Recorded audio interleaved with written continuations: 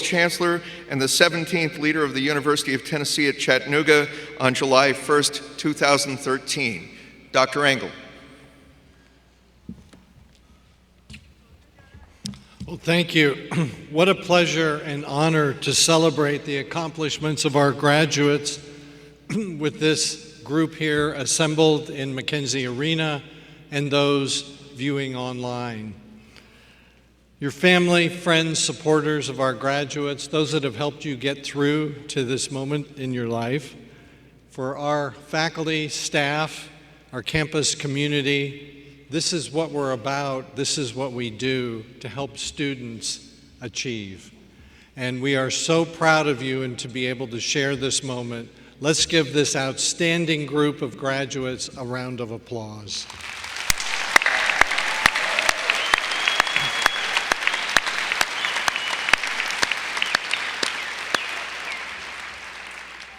I want to thank all the volunteers and people who have helped put this ceremony together and put it on in an arena undergoing renovations, which is a bit of a challenge. But we've tried to put out the very best for our graduates.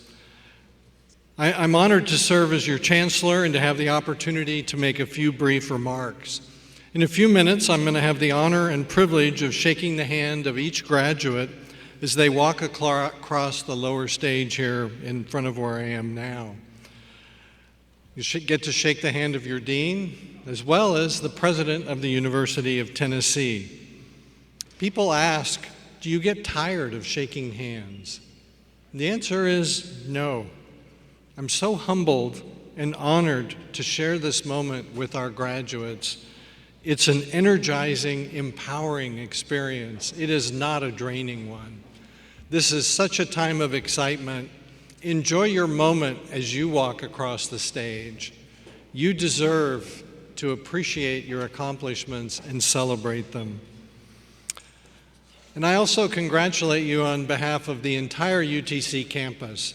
It takes a team of people working together, the committed leadership team that is behind me, and the entire campus community to help provide an outstanding educational experience for you. And we are so proud to have helped you get to where you are today. You invited us into your life and allowed UTC to help you become the person that you want to be. What a privilege. We're grateful to have this opportunity to be a part of your journey in life. And this is not the end. This is just one of many beginnings that you'll have throughout the rest of your life. I'm grateful to every graduate who's taking the time to celebrate their success with us today. Celebrate, enjoy your moment, and enjoy your journey. Life is about the destination. It's not about the destination. It is about the journey. I encourage you to be willing to adapt, change, and refocus as opportunities come along. When I was in your place, where I thought I would go is nowhere near where I went. I would not dream big enough. So be willing to dream big.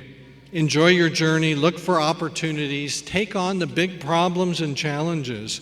Take that leap of faith and believe in yourself with the same conviction that your university believes in you.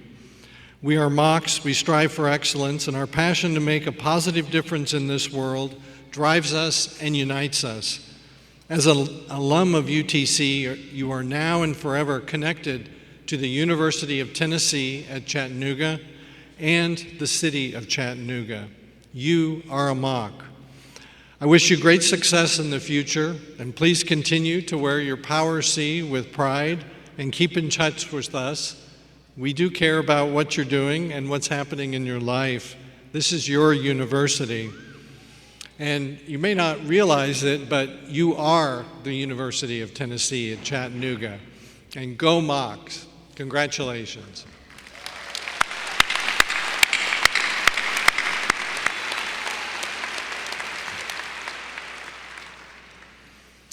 It's now my honor to introduce President Randy Boyd, the University of Tennessee's 26th president, who will give a charge to our graduates.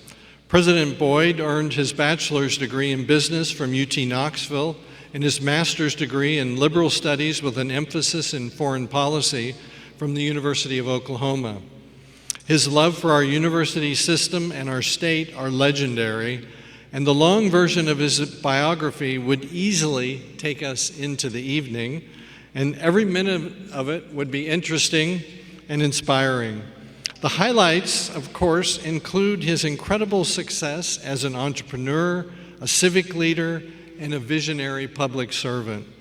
He knows what it takes to start and build a business, to connect that business to a larger community, and to develop dynamic partnerships across all sorts of boundaries to develop and implement transformational policy change. He and his wife, Jenny, have changed countless lives and communities through their visionary philanthropy, and he's earned a reputation as someone who doesn't just give money. He also invests his time and talent in the things that matters. Among his many achievements are the development and launch of the Tennessee Promise, and more recently, the UT Promise Scholarship Programs. Access to opportunity has been a constant focus for him, and of course, I need to mention his achievements as an athlete. He's completed 50 marathons, almost 100 half marathons, all across the globe. His marathon medals include all of the 6 majors, and he's raced on 4 of the 6 continents, and that includes Antarctica. He's a tireless leader, a tremendous friend to the state and to this campus. His energy drives the entire UT system, all of the campuses in every county of this state, and it is a pleasure to welcome President Boyd to the podium.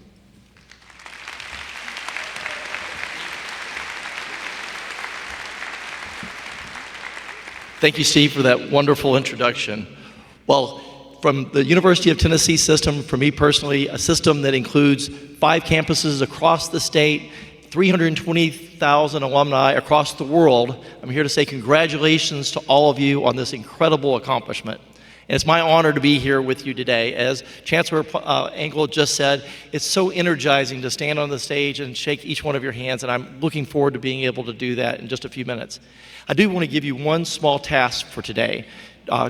Chancellor Engel did mention that you had to line up, that you had to shake our hand, you had to look at the camera. All these things are important. You're going to have to do those to get your diploma. But the absolute most important thing that you need to do today is to remember you didn't accomplish this by yourself.